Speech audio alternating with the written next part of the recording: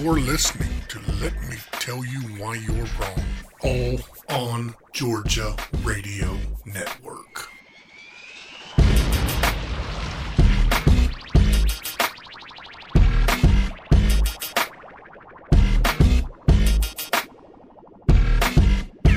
Welcome to episode 94 of the Let Me Tell You Why You're Wrong podcast.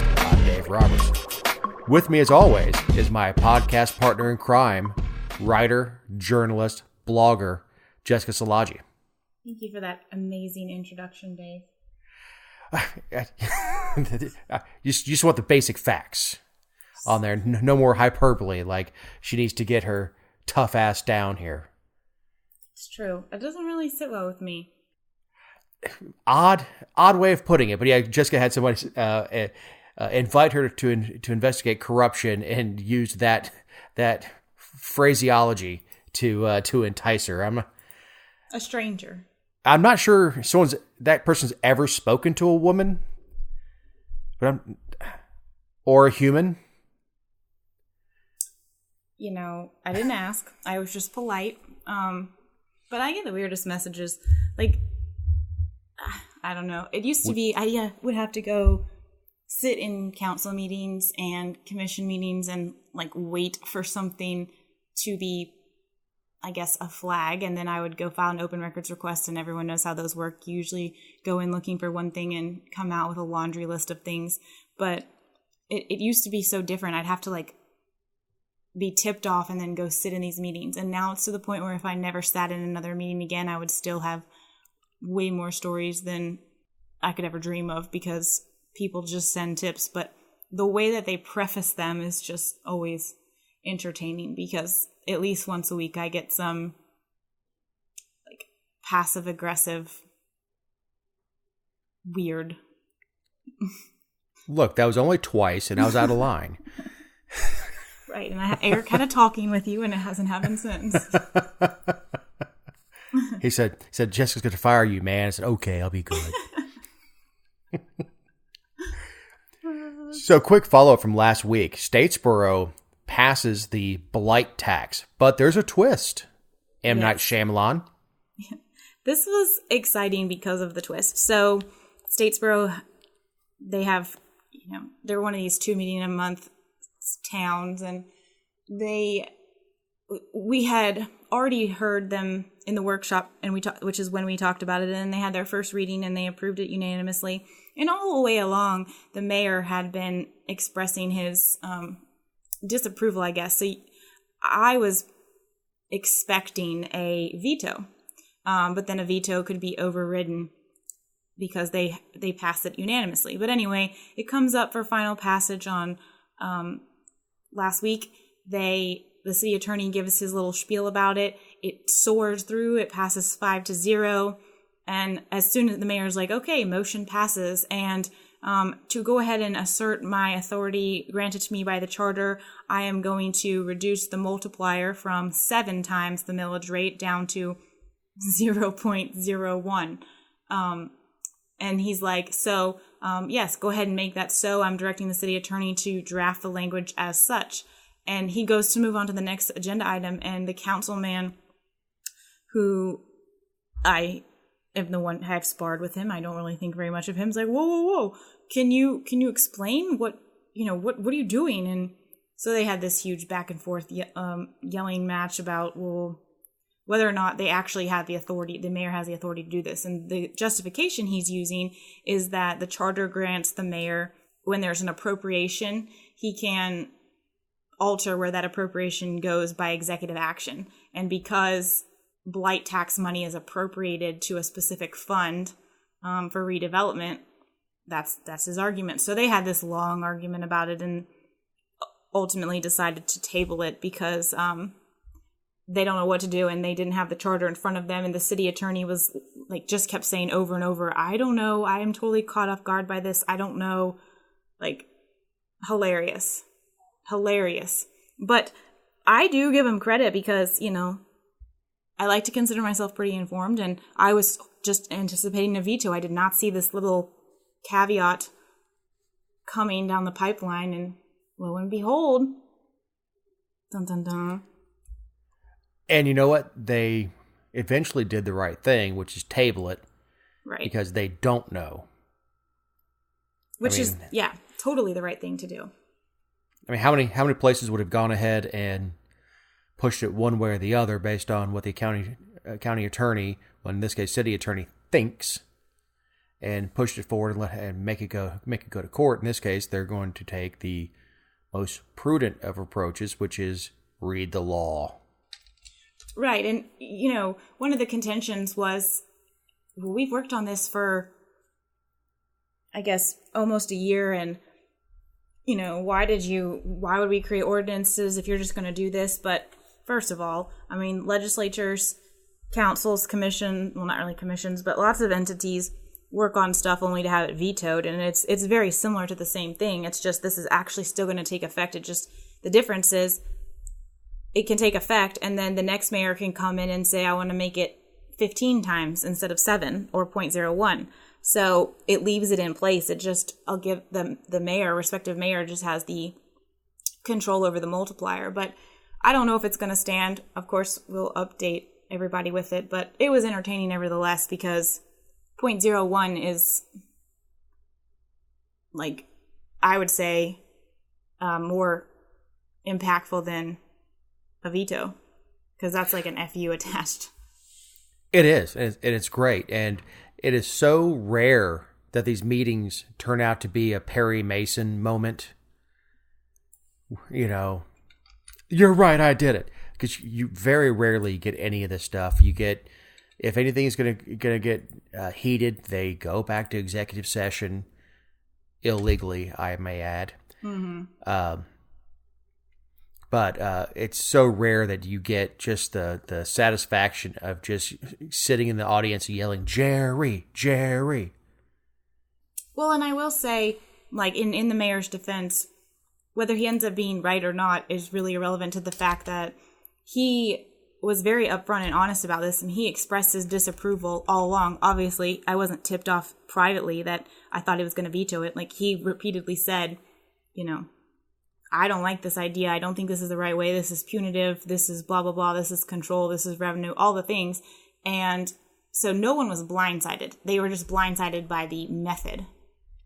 Because I think they thought, oh, well, there'll just be a veto, and then we'll come back at the next meeting and override it, and then it will take effect. And that is not what happened. So, no, it's great. Now, I don't necessarily like executive action like that. And if the charter does say that, I mean, I don't think it's a real smart thing to do to give the mayor that authority. But when it comes out my way, nice. Right. Well, and I think a lot of people would be just absolutely shocked to know how much authority their executors do have through charters and things like that. That just the opportunity never presents itself. Oh, no, it's one of those things where the executive has been given vast, wide, sweeping authority by legislative branches at every level of government, because no one wants to sit and take a vote because they don't want to be on the record. Mm-hmm. And that's where the president gets authority to affect huge EPA changes without going to Congress. And then when it doesn't go our way, we yell and scream. Same thing at the state level. It's all the way down. I don't want to get too stuck on this. Speaking of mayors, quick note, Van Johnson, who we mentioned on the show, won his runoff to become mayor of Savannah. So, which from a political perspective, it's a big deal because he was not the incumbent. So, it's a big deal. I'll give him that. Yeah, but, let me tell you where he can place his lips.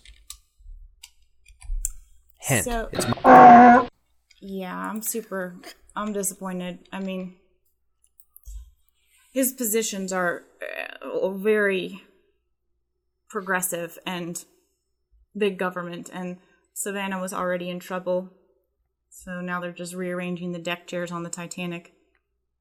Good news is he can't affect any laws for me as a visitor. He could just make, it suck to live in Savannah and operate a business in Savannah. True. True. Which is the total narcissist way of looking at it, which is, screw everybody but me. Problem. Yeah. NIMBY. Exactly. Exactly. So, another follow-up from last week, and the big news last week that broke as our show was dropping and was announced last Wednesday, that Kelly Loeffler will be Georgia's next senator. Where are you on this one? And this is real quick. Kelly Loeffler is the billionaire that owns the Atlanta Dream. Not everybody's dream, just she owns half of the. If you guys didn't know, we have a women's sports team called the Atlanta Dream where they bounce balls into baskets. She's a venture capitalist, smart lady by all accounts. Oddly enough, has a birthday 3 days before my wife's, same year. I would have preferred Connie got the appointment than this woman, but I mean, at least. Oh no, she'd be great. Yeah, at least we know who Connie is. I learn a little bit about that every day. But and I think we chronicled it last week with the. I don't necessarily disagree with the appointment because I don't know enough about her. Sure. The reasoning, and it's well within his authority, so sure. I mean, it's not like there's nothing sneaky or unethical. This was we said this last time. It couldn't be more transparent than it was. I did not like the asterisk that has to go back beside her name until she runs for a re-election that says he wanted to appoint a woman or a minority. Right. I think it's a slight to her. I think it's an insult to her. As you said last week, I mean, that's you'd be pissed if All in Georgia came to you and said, "Hey, we need a woman to host this podcast." You'd be like, what? Right. I absolutely bring more to the table than just being a woman. So the political reasons behind it that I believe is she is 100% prepared to fund her own campaign in 2020. She was ready to ramp up in 2016. And she's ready to roll. Well, and I think not long after her appointment, I mean, I think there was already conversation about that, like official conversation. Absolutely, she's going to write a check. So she was put in this position the easy way. And I think you were the one that said you'd like a placeholder, right? Yes. Yeah, so you wanted a placeholder, somebody who was just going to keep the seat warm for a year and a half and then maybe opt not to run and let everyone else. Now we're in a position where Kelly Loeffler is going to be campaigning on taxpayer dime for the next, 11 months until her election, because she's got to boost her name recognition. Sure, Kemp did her a favor by appointing her because her name is everywhere across the nation right now. But, U.S. Senate is one of the few seats or few offices that I believe somebody should have some political experience before they serve in that capacity. It's one of the reasons I did not support David Perdue. And I'm also not of the belief that, and this is not a slight to her, like she's very successful. She's obviously very smart, and I'm not rooting against her by any means. I don't want her to go up there and just be terrible. We've got enough of those. But, being a business person on alone is not sufficient to me. It's not the only qualification that is necessary, nor is being a Christian, which are the two things that they seem to tout on paper and in speeches and in quotes all last week. And so I just feel like it kind of distracts from the things that are important. We don't know who she's going to be. We don't know how she's going to handle elected office. And senators are some of the hardest people to unelect, as we're going to see next year. So I'm not upset about it because there wasn't anyone that I wanted to be appointed. So it's not like besides Connie. Exactly. So so I'm not upset. I don't feel like I'm not one of these Collins people who feel like I got the short end of the stick or my team was slighted or anything like that. I just, we gave someone a seat. What I loved were the Trump people coming out angry that Collins didn't get it. Mm-hmm. And screaming that she has no experience. That she's an outsider and she donated to Democrats. Right. Now I've heard the Democrat thing explained that was the league that gave money to whatever. I don't care. The first thing I put up is the picture of Trump laughing and pointing with the Clintons and all hugged up with them. It's I don't believe in political blue bloods. Everybody's on a spectrum. At that level of being a billionaire, you're, I'm going to air quotes around, friends with everyone. There's no reason to make an enemy when you have so much money at stake. You give money to both sides. I'm not defending her. I'm just saying this is what happens. But these are all the things that we heard from the Trump folks in the primary 3 years ago, well, almost 4 years ago, that we heard why Trump is not qualified.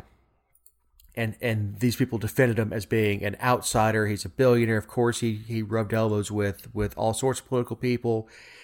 He changed, his heart changed when 9/11 happened. All the other stuff that I heard, I now hear those same people screaming at this woman about why she's not qualified and why she shouldn't be there. I'll tell you what really made me one of her supporters was the jackass out of Florida tweeting Brian Kemp and saying, you committed political suicide. A congressman from Florida was telling the governor of Georgia who he should appoint to the Senate. You ain't got a dog in that race, Hoss. Well, and, nobody's heard of you, so tell us why we should consider your opinion. Do you know something that we don't? I mean, where's this position coming from? Sure, senators have an impact on all of our lives, but what are you doing? I'm just about over. You know what? It doesn't matter. Trump has changed the political landscape in this country for the foreseeable future. That political speeches are done in however many characters or less on friggin' Twitter. They're done with poor grammar, poor spelling, no punctuation, all caps, and that is now our political speech. We have gone from Jefferson writing 5-page letters explaining his stance on certain areas of the Constitution back to caveman grunts and banging a stick by the fire. And that's the sad part of political discourse. And I was making jokes about the whole Jerry Springer thing, but that's where we've come. Is that guy raised his visibility for a lot of things by tweeting at our governor and thinking that he has or pretending that he believes he has the standing to tell the people of Georgia who they should have as a governor. And let me tell you how to get me to do something. Tell me not to. Right. And I know that's childish. I know that's immature. But,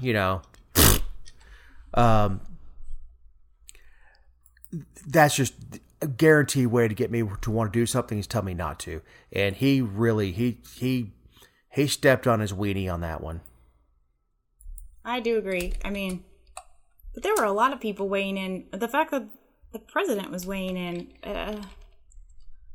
I thought was a little bizarre too, but apparently a lot more people were not turned off by that, or I don't know. I don't mind the president making a phone call and saying, this is your call. The person that I would like to see in that position to help my agenda is Doug Collins, whoever it is, Papa Smurf, I don't care. This is who I would like to see doing it. But the call is yours. you'd be helping. That's fine. That's just using political influence. To go out publicly and do that stuff, man, it's just not a great idea. It's not a good look. Well, no, and what it's done now is, all of the national papers that don't like Trump are saying that Kemp stuck his finger in the eye of Trump, and they're at odds, and they're butting heads, and all this nonsense that isn't true, and it's a distraction, and it's just unnecessary more than anything. And so I think that was maybe a consequence that he did not see coming, per usual. But well, it's not a good look for either one of them. That's the thing, is when you handle things quietly, when you make a phone. Okay, if you have a disagreement with your spouse on Thanksgiving, which happened not long ago, you can either just go, okay, yes, dear, and handle it at home, or you can make a spectacle out of yourself in front of your entire family. They made a spectacle of themselves. They could have handled it quietly and say, look, this is who I want. This is why I think that and Kemp can lay it out. I think we really need suburban women to come out and vote in 2020 to elect you. And this is what I think will help us do it. And they could move on from there. I think it's a bold reason for appointing someone to the Senate, but that he can give his own point of view on that, and you handle it privately. These it's like a couple having a fight on Facebook. That's just not good for anyone. I agree. I mean, totally.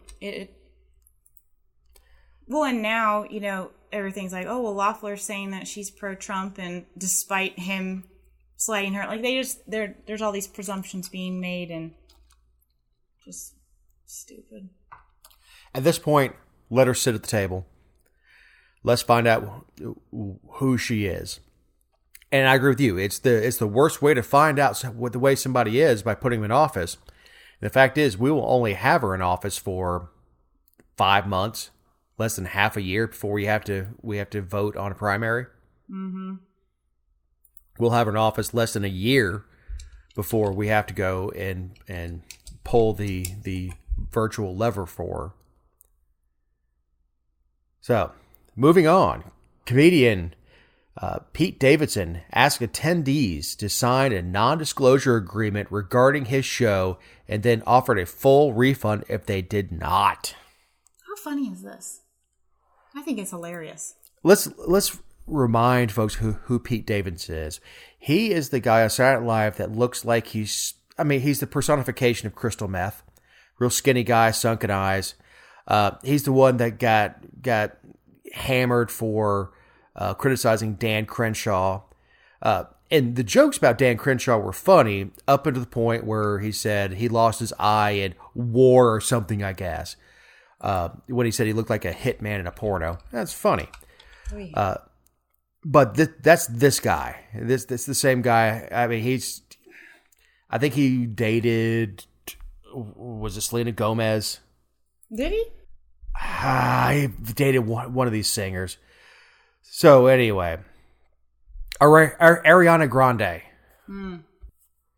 Ariana Grande. Sorry, I'm not up on the hip culture of the kids these days. Well, you're doing pretty good. So he said no tweeting, no Instagramming, no comments, positive or negative. Can only say no comment. The teeth in this NDA was a fine of $1 million. For $1 million. Dr. Evil. Which most people don't have. Obviously. Why not? Why don't you just go to the bank and get it? I know. I had the same thought. We got that podcast money rolling in. Right? All our ads. Yeah, this episode is brought to you by kittens. Oh, God. So, Jessica, you pitched this one, and I saw the story. I'm with you on it. It's one of those things where I can't imagine this as being enforceable. Well, yes, I think there's that, and then,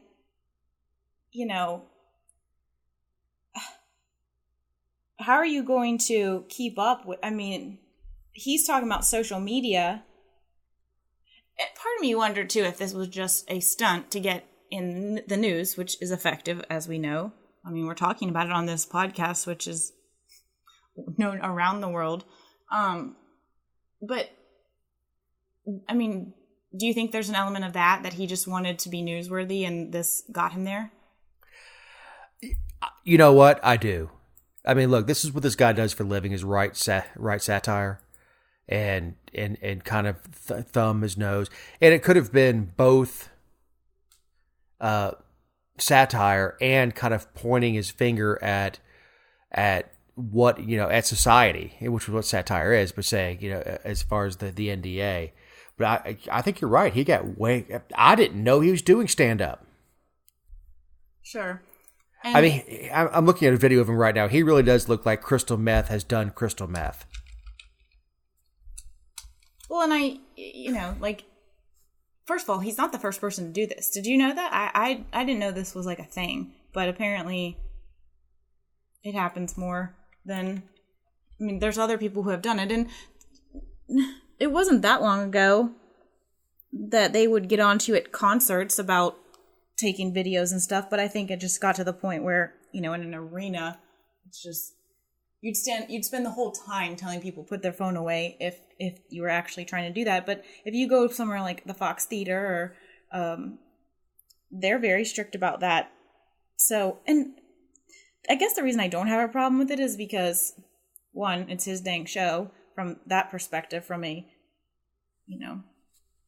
you don't really have any rights when you're opting to go their perspective, but just from like a societal standpoint, just go enjoy the show. Why do you have to take videos or share clips or share, because that's what it was. No, he doesn't want the negative feedback, but he also didn't want, clips and stuff getting out. Well, here's the thing. Couple things. You pay the money to go to a live show, and live shows are not cheap. And I understand pulling the phone out and getting the folks in the row behind you to take a picture of you, before the show starts, to say, hey, we're here, whatever. Sure. But I had a friend who used to take bootleg videos, and he sent me one of like a Kiss show. It was awful. It was absolutely awful. I'm like, people pay you for this? It's awful. And I do not want to see your stupid Facebook Live from whatever concert. I don't care if I love the band. I don't care if it's Rush getting back together. I don't care if it's the Beatles reincarnated.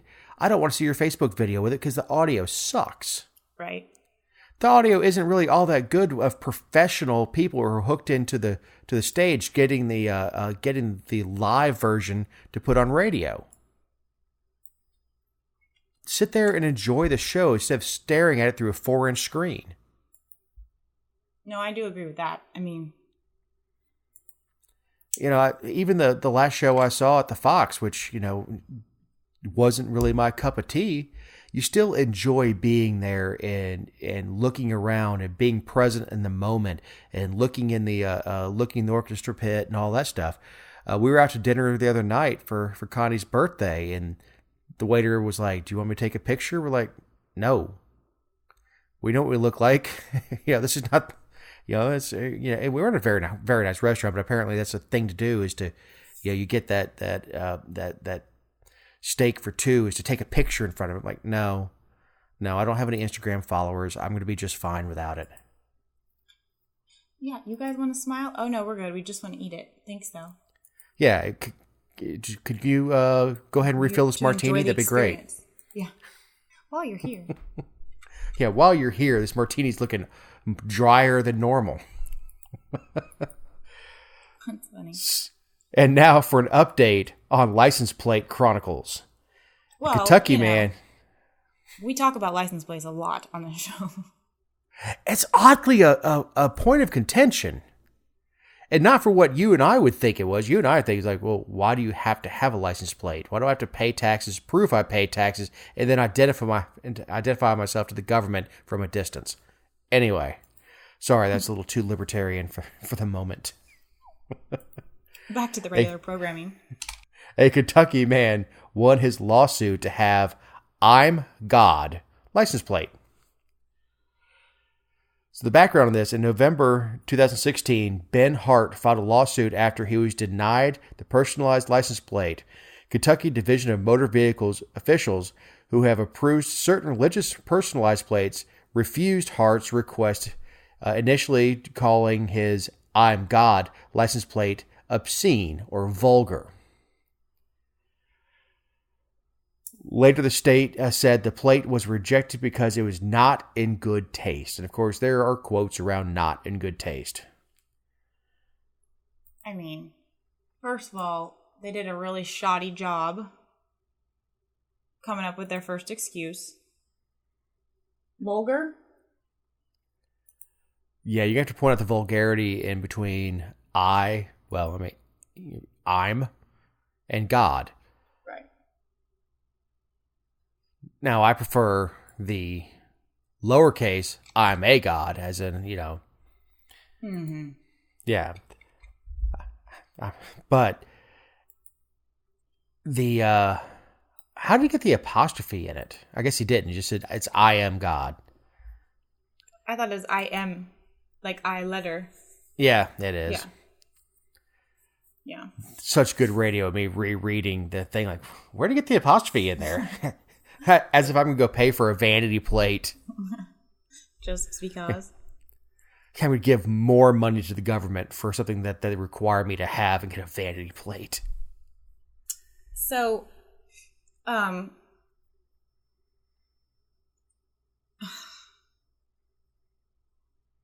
don't know. I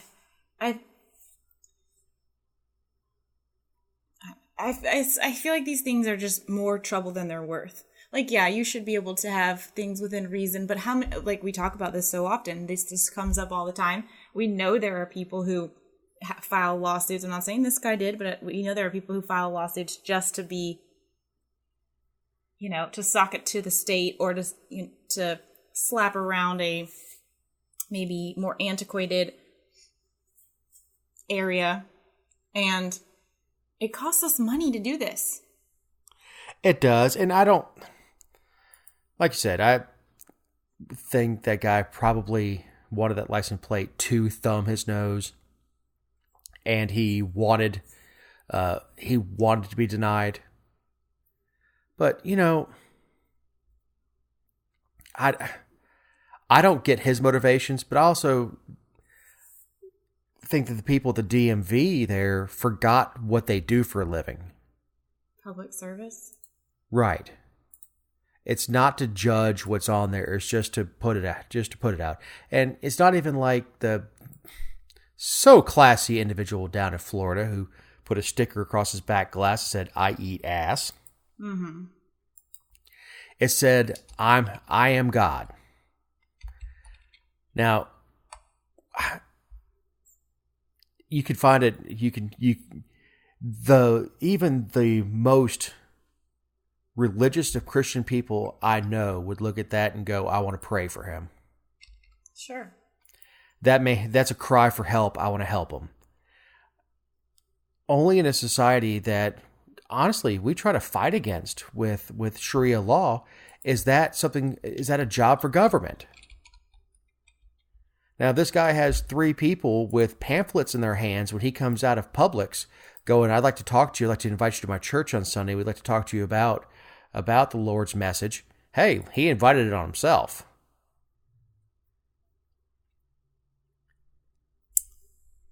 But the government doing it? No. No. I didn't know that vanity plates have been around since 1931. I didn't either, but I think it's time to get rid of them. Do you? Plates in general or vanity plates? Yes. Thank you. No, I'm with you. I mean, you don't have, the government doesn't have a right to know who I am from 30 feet away.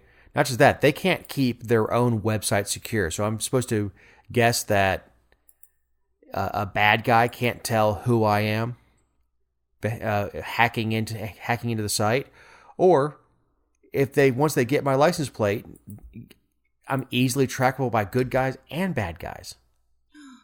Oh, no. So we're so worried about these kidnappings and 60,000 people a month being sold into sexual slavery. What if they're tracking your? That's it.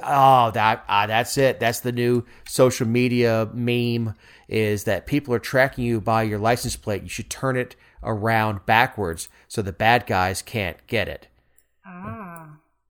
As many stupid things as I've seen about that, is start floating that out there and then put some like fake sheriff's department logo on there and saying authorities recommend that you turn your plate around backwards so bad guys can't track you. That's merging different stories from a few months ago, but what the heck? We're all about the comprehensive look at the show. So the Commonwealth of Kentucky, the court ruling, the Commonwealth of Kentucky went too far. The U.S. District Court for the Eastern Court of Kentucky resoundingly ruled in favor of Hart. To allow such plates as "I'm for God" and "love God," but reject "I'm God," belays the point of neutrality. The court stated. Regardless, the court concludes that in this case, the statute governing such license plates is an unreasonable and therefore impermissible restriction on Mr. Hart's First Amendment rights. You agree? I do. I mean, the court ruling's correct. I mean, again, we both agree. We take the license plates off the cars. But yeah, absolutely. Yeah. I thought the judge did a nice job articulating, like kind of zinging it, you know? Yeah, spiking the football a little bit. Yeah, absolutely. But what I like about rulings that are stated like this is it leaves no room for ambiguity. It's not that he struck it down because "I am" is not a word or something like that. No, he said no. If you allow these, you have to. You don't get to make a moral, ethical judgment on what somebody's religious beliefs are. I mean, if it's all for Allah, whatever it is, the state doesn't get to make that decision. And I think the ruling, even though it does seem a bit pointed, leaves no room for ambiguity. You can't do this. Rolled up newspaper to the nose of the state. No. Get back in your box. Yeah, exactly. And it will definitely, I think, it definitely sets a precedent that. And they won't have to come back to this like they do on so many others, you know, where we're just constantly having the same conversation over and over in states. Right. And that's the thing is when these court rulings come down and it's like on some completely ambiguous or like some super, super, super technical side of it that leaves room to come back around and revisit it, and the state gets to take another bite at the apple. This shuts it down. No, you can't do it. No. Hart is quoted as saying, "I'm thankful to finally have the same opportunity to select a personal message for my license plate just as any other driver. There's nothing inappropriate about my view that religious beliefs are subject to individual interpretation." I know. It cheapens his point. All he had to do is say, I'm glad the judicial branch did its job restraining government. Yeah, I mean...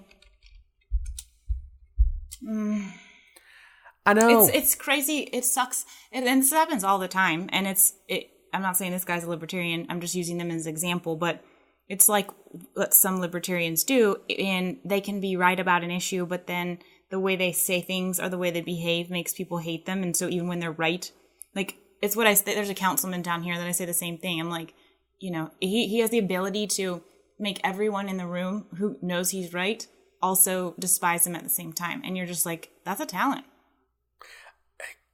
You're right. You're absolutely right. And it's like the Pastafarians.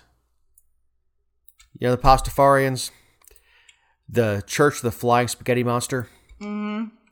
So it started off as just a atheist group, but it became this activist thing that I'm going to take my driver's license picture with a colander on my head, because if you allow a yarmulke, you have to allow a colander. So there's these pictures of just of people with colanders on their heads in their driver's license picture photos, just to make the point.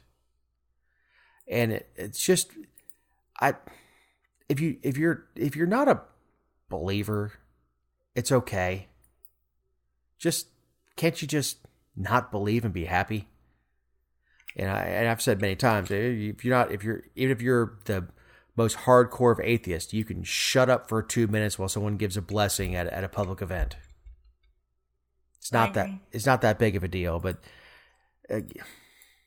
when you're not being forced to do anything. Right. And this is episode 94 of Defending the Worst People on Earth. Yeah, and that's why these are our opinions and not those of All in Georgia. Well done, young lady. Thank you. By the time we get to 100, we'll have this down. Woo. Eric's like, finally, maybe I'll clap on time too. No. Yeah. You wish. In case you've forgotten, George Zimmerman is a person. He's not the guy that sells suits either. He is suing the family of Trayvon Martin as well as the prosecutors in his case. The suit was... Hold on, time out. When you saw the headline, what was your first thought? Which headline? About Zimmerman suing. Oh.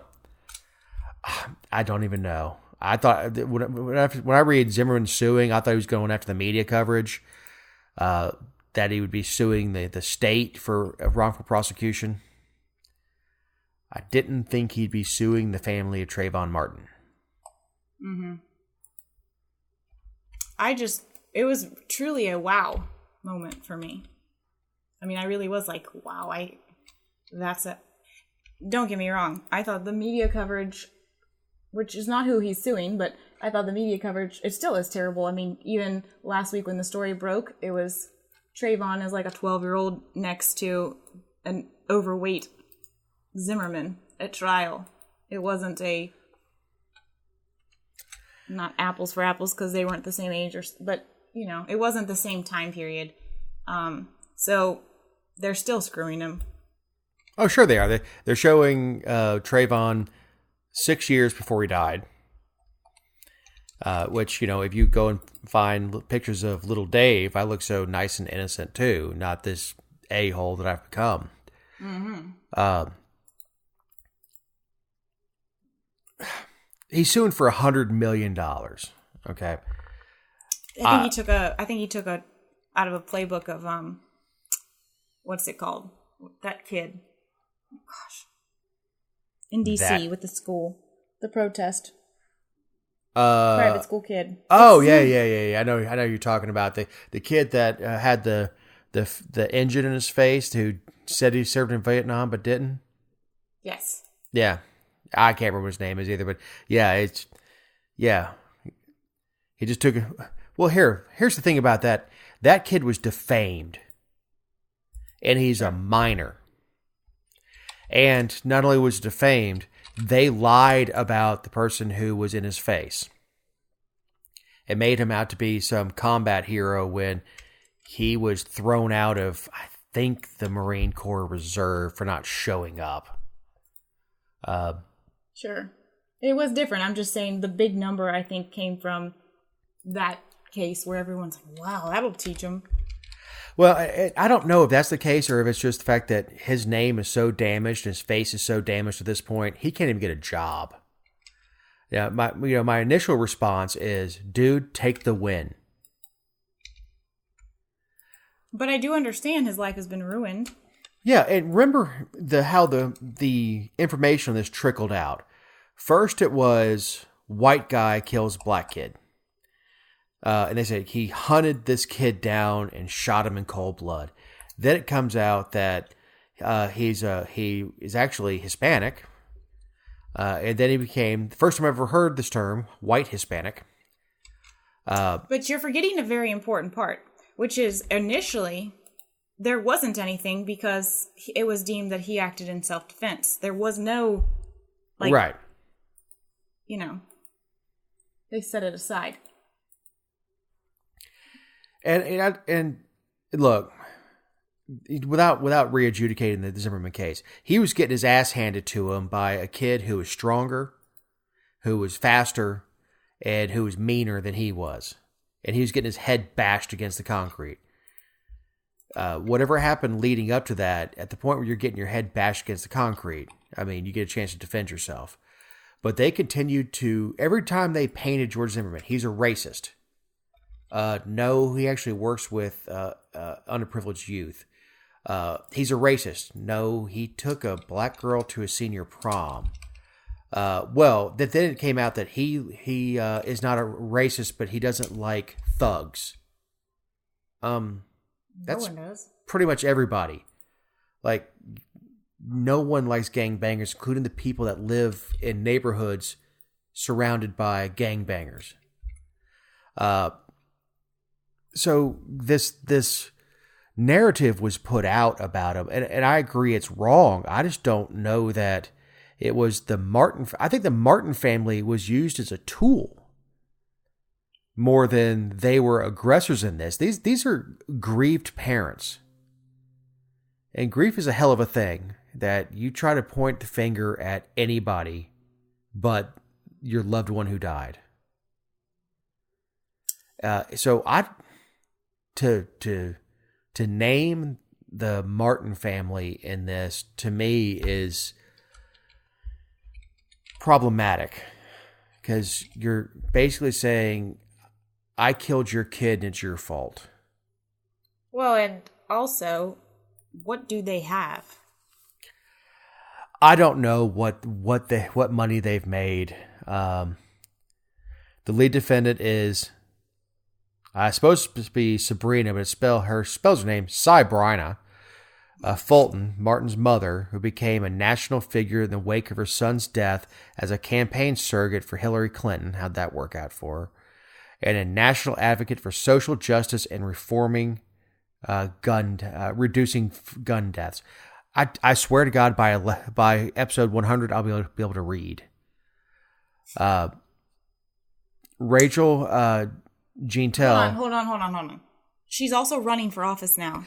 I'm sorry. Yeah, she is running for District 1 on Miami-Dade County's commission, being vacated by Barbara Jordan, as if anybody knows who the hell Barbara Jordan is, but or care that she's vacating a seat. No, but at the same time, like you say that you felt like they were a tool, and I don't know if it was the chicken or the egg, and maybe they did, but his mother has definitely capitalized on the opportunity. Maybe not for money, but for, I mean, what other thing could she actually be advocating for? She's pulling a Lucy McBath, except she's actually running in her own state. Zing. I don't know. I don't know her motivations. I don't know if she's capitalizing or if she feels this call to serve in order to end these things. Which, no, please. I don't know. I'm not going to. Again, I'm not going to blame her, but however, I will blame her. Trayvon's father for wearing a shirt that says "Gone Too Soon." Gone, GONETO. Soon. Stop it. He did. And I don't know where soon is, but that's where he's gone. You're lying. Look at my Facebook. From that time, I've got it on a picture of my Facebook. Would I lie to you? I mean, I'd lie to you, maybe, but not the listeners. But yeah, there's an awesome picture of that. But it is, suing the mother. It's not a good look. It's a horrible look. And, you have to adjudicate a lawsuit in front of a court. Unless he just thinks he's going to, And again, I don't know what insurance he thinks that the Martin family has that can cover this. I don't know that they've got the money to pay a lawyer to defend themselves. She can't use campaign funds for it. I mean, I don't know. I don't know what her financial situation is as of this point. It's a horrible thing that happened.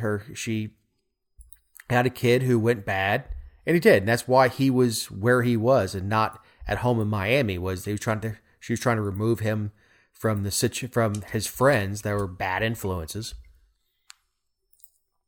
Well, and let's also remember that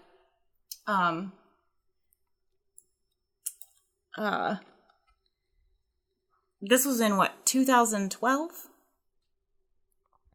At the latest, right. 2013. So we're talking about 7 years, basically, that this has been going on.